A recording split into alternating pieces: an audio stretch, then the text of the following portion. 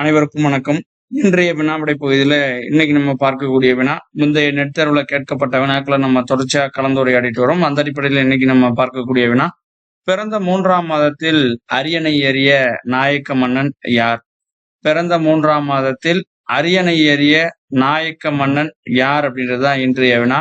வினாவிற்கான தெரிவுகளை பார்ப்போம். Option A Ranga Krishna Muthu Veerappan, option B Chokkanathan, option C Vijayaranga Chokkanathan, option D Muthu Krishnappa நாயக்கன்.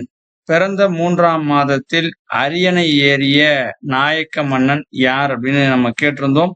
இந்த வினாவிற்கான தெரிவுகள்ல ஆப்ஷன் ஏவுல ரங்க கிருஷ்ண முத்து வீரப்பன், ஆப்ஷன் பில சொக்கநாதன், ஆப்ஷன் சில விஜயரங்க சொக்கநாதன், ஆப்ஷன் டில முத்து கிருஷ்ணப்ப நாயக்கன்.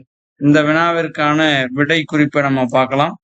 இதுல பாருங்க, அந்த மங்கம்மாள் அவருடைய பேரனா தான் இந்த விஜயரங்க சொக்கநாதன் இருந்திருக்கிறாரு. இப்ப நம்ம அதை பார்ப்போமே. இவள் சொக்கநாத நாயக்கரினுடைய மனைவி ஆவாள். சொக்க நாயக்கருக்கும் மங்கம்மாளுக்கும் பிறந்த மகன் 3ஆம் முத்து வீரப்ப நாயக்கர் ஆவார். இவர் தன் தந்தை சொக்கநாத நாயக்கரின் மறைவுக்கு பின் பட்டத்திற்கு 7 ஆண்டுகள் ஆட்சி புரிந்தார். இவர் தமது ஆட்சி காலத்தில் தம் தந்தையார் இழந்த மதுரை நாட்டின் பகுதிகளை மீட்டார்.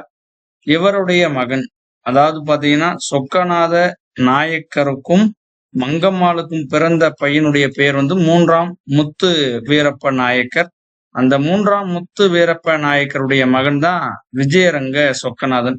அப்ப மங்கம்மாளுக்கு பேரன் அப்படின்ற அந்த முறை வருது. இவருடைய மகன் விஜயரங்க சொக்கநாதன் ஆவார்.